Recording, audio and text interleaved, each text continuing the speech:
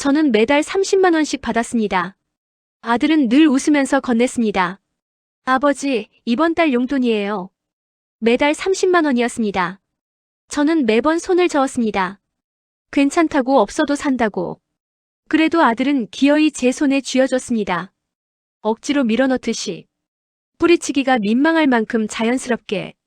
아버지, 이제는 저희가 해야죠. 저는 그 말을 들을 때마다 아무 대꾸도 하지 못했습니다.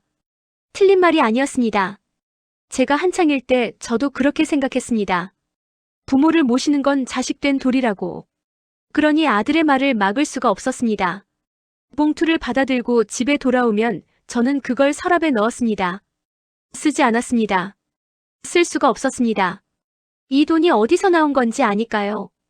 아들 월급에서 며느리 생활비에서 어딘가를 조금씩 아껴서 만든 돈이라는 걸. 그래도 솔직히 말하면 속으로는 조금 뿌듯하기도 했습니다. 그래, 내가 헛살진 않았구나. 저 녀석 저렇게 키웠으니. 부모된 보람이 이런 것이겠지 싶었습니다. 봉투를 서랍에 넣으면서 그런 마음이 들었습니다. 부끄러운 마음이지만 사실이었습니다. 그 뿌듯함이 오래가지 않을 줄은 몰랐습니다. 그날은 별다른 날이 아니었습니다. 아들이 봉투를 건네고 저는 받고 차 한잔 마시다 돌아왔습니다. 늘 그랬듯이. 그런데 돌아오는 길에 마음 한쪽이 이상하게 무거웠습니다. 딱히 이유를 알 수 없었습니다. 그냥 뭔가 걸리는 게 있었습니다. 그리고 주말이 되었습니다. 손주 얼굴이 보고 싶어 아들 집에 들렀습니다. 초인종을 누르기 전에 문이 열려 있었습니다. 안에서 목소리가 들렸습니다. 아들과 며느리였습니다. 부엌에서 작게 나누는 말이었습니다. 저는 그 자리에 멈췄습니다. 들으면 안 된다는 걸 알았습니다. 그런데 발이 움직이지 않았습니다. 그리고 그 짧은 순간에 저는 듣지 말았어야 할 말을 듣고 말았습니다. 그날 봉투가 무엇이었는지 처음으로 알았습니다. 문 앞에 서 있었습니다. 들어가야 했습니다. 초인종을 눌러야 했습니다. 그런데 부엌에서 들려오는 목소리에 발이 굳었습니다. 아들이었습니다. 며느리였습니다. 작게 나누는 말이었지만 조용한 복도에서는 또렷하게 들렸습니다. 이번 달은 영어 학원 쉬게 해야 할 것 같아. 왜? 아버지 용돈 드려야 하잖아. 순간 귀를 의심했습니다. 잘못 들은 거겠지. 아니면 다른 얘기겠지. 저는 그렇게 생각하려 했습니다. 그런데 며느리의 목소리가 이어졌습니다. 애가 요즘 영어 진짜 좋아하는데.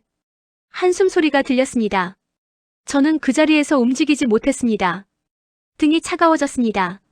30만 원이 머릿속에서 맴돌았습니다. 매달 제 서랍에 들어가던 그 봉투가 손주 학원비와 같은 자리에 놓여 있었습니다. 그런데 저는 지금껏 그걸 몰랐습니다. 잠시 후 초인종을 눌렀습니다. 아무것도 못 들은 척. 아들이 문을 열었습니다. 아버지, 오셨어요? 웃는 얼굴이었습니다. 며느리도 반갑게 인사했습니다. 저는 괜찮다고 그냥 지나다 들렀다고 했습니다. 목소리가 평소와 같은지 알 수 없었습니다. 거실 소파에 앉아 TV를 봤습니다. 화면이 하나도 들어오지 않았습니다. 무슨 프로그램인지도 몰랐습니다. 그냥 눈을 고정하고 있었습니다.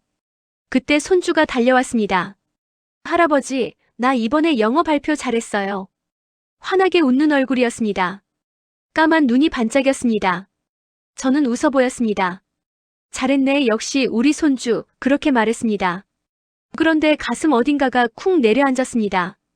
이 아이가 영어를 좋아한다고 했습니다. 발표를 잘했다고 웃고 있습니다. 그런데 이 아이의 학원이 제 용돈 때문에 끊길 뻔했습니다. 아니, 어쩌면 이미 몇 번은 그런 일이 있었는지도 모릅니다. 저는 그냥 몰랐을 뿐입니다. 집으로 돌아오는 길이 유난히 길게 느껴졌습니다. 버스 창밖을 보며 생각했습니다.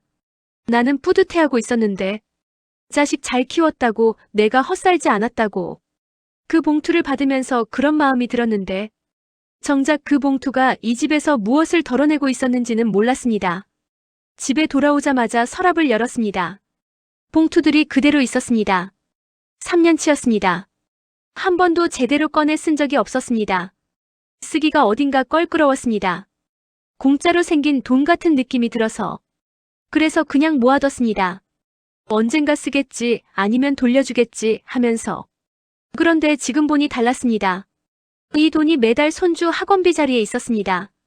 아들 내외가 어딘가를 조이면서 만들어낸 돈이었습니다. 저는 그걸 서랍에 넣어두고 자식 잘 키웠다고 뿌듯해하고 있었습니다. 봉투를 손에 쥐고 한참을 앉아 있었습니다. 그날 밤 잠이 오지 않았습니다. 천장을 보며 생각했습니다. 나는 지금 자식에게 짐이 되고 있는 걸까? 손주 영어 학원 하나를 내가 갉아먹고 있는 걸까? 그 아이가 발표 잘했다고 웃던 얼굴이 자꾸 떠올랐습니다. 그 웃음 뒤에 내가 있었다는 게 자꾸 마음에 걸렸습니다. 나는 괜찮습니다. 진짜로요. 국민연금 나오고 먹고 사는데 큰 불편이 없습니다. 딱히 쓸 데도 없습니다. 이 나이에 뭘 사고 싶거나 어딜 가고 싶은 것도 없습니다. 그러니 30만 원이 없어도 됩니다. 없어도 됩니다. 그런데 아들은 그걸 모릅니다. 아들 눈에는 아버지가 혼자 사는 노인입니다. 챙겨드려야 하는 사람입니다. 그러니 봉투를 건네는 겁니다. 당연한 마음으로. 그 마음이 틀린 게 아니라는 것도 압니다. 저도 부모를 모셨으니까요. 하지만 그 마음이 지금 이 집 어딘가를 조이고 있었습니다. 다음 달이 됐습니다. 아들이 또 봉투를 내밀었습니다. 웃는 얼굴로. 늘 그랬듯이. 저는 처음으로 말했습니다. 이제 안 받아도 된다. 아들의 얼굴이 잠깐 굳었습니다. 그러더니 이내 웃으며 고개를 저었습니다. 아버지, 그런 말씀 마세요. 당연한 거예요. 당연한 거라고 했습니다. 저는 그 말을 듣고 오히려 마음이 단단해졌습니다. 당연한 게 아니었습니다. 적어도 지금 이 집 사정에서는. 그날 저녁 집에 돌아와 서랍을 다시 열었습니다. 봉투들을 꺼내 세어봤습니다. 생각보다 많았습니다. 저는 한참을 그것들을 들여다보다가 천천히 결심했습니다. 이 돈을 어떻게 해야 하는지 이제는 알 것 같았습니다. 다음 날 아침 통장을 챙겼습니다. 버스를 타고 은행에 갔습니다. 평일 오전이라 창구가 한산했습니다. 번호표를 뽑고 자리에 앉았습니다. 그런데 막상 앉으니 손이 잘 움직이지 않았습니다. 통장을 무릎 위에 올려놓고 한참을 그냥 있었습니다. 이게 맞는 걸까? 자식 자존심 상하는 건 아닐까? 괜한 짓 하는 건 아닐까?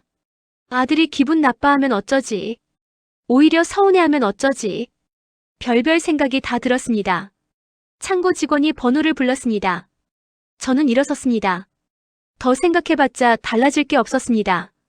잔액을 확인했습니다. 3년이었습니다. 한 푼도 쓰지 않았으니 꽤 됐습니다. 직원이 금액을 불러줬습니다. 저는 고개를 끄덕였습니다. 전부 찾겠다고 했습니다. 직원이 잠깐 눈을 들었습니다. 저는 다시 한번 말했습니다. 전부요. 돈을 찾아들고 옆 창구로 갔습니다. 손주 이름으로 적금을 들었습니다. 통장에 손주 이름 3글자가 찍혔습니다. 저는 그걸 한동안 들여다봤습니다. 이상하게 손이 떨리지 않았습니다.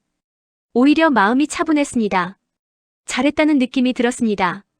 처음으로 은행을 나오니 햇살이 들어왔습니다. 버스를 타는 대신 걸었습니다.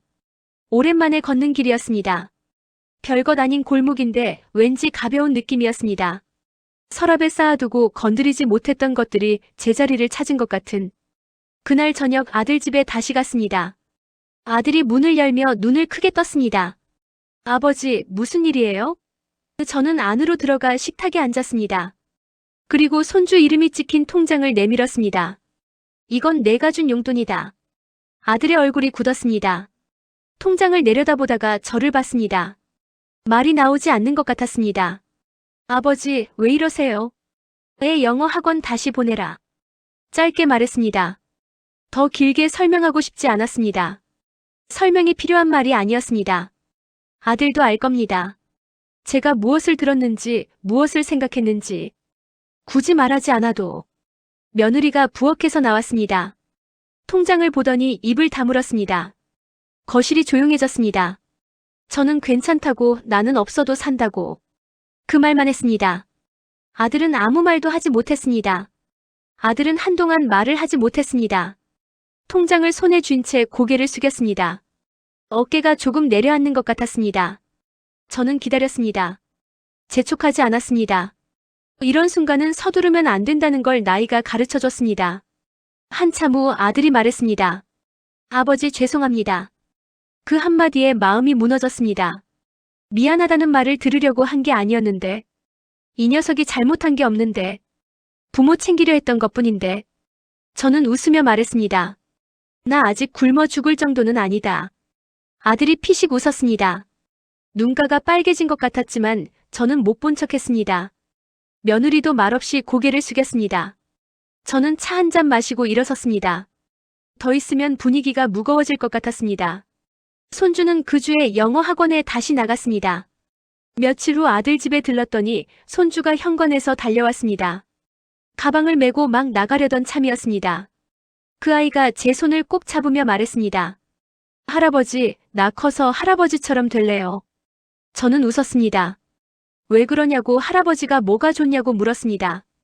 손주는 그냥 좋다고 했습니다. 그러고는 총총 뛰어나갔습니다. 저는 한동안 그 자리에 서 있었습니다. 웃고 있었지만 속으로는 울고 있었습니다. 이 아이는 아무것도 모릅니다. 그 말이 얼마나 많은 것을 흔들어 놓는지, 할아버지처럼 되고 싶다는 말이 지금 이 나이에 저에게 어떻게 들리는지. 저는 이제 용돈을 받지 않습니다. 아들은 처음엔 계속 권했습니다. 그래도 된다고 당연한 거라고. 저는 그때마다 고개를 저었습니다. 몇 번 실랑이가 있었습니다. 지금은 아들도 더 이상 꺼내지 않습니다. 서로 그냥 압니다. 대신 요즘은 손주에게 가끔 말합니다. 영어 단어 하나만 외워봐라. 손주가 외워오면 칭찬해줍니다. 틀리면 같이 웃습니다. 그게 전부입니다. 돈이 오가지 않아도 이쪽이 훨씬 가볍습니다. 그날 처음으로 알았습니다.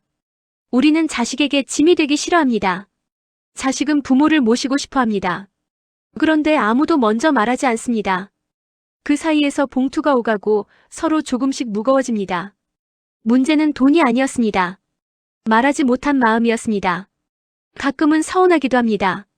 솔직히 말하면 그렇습니다.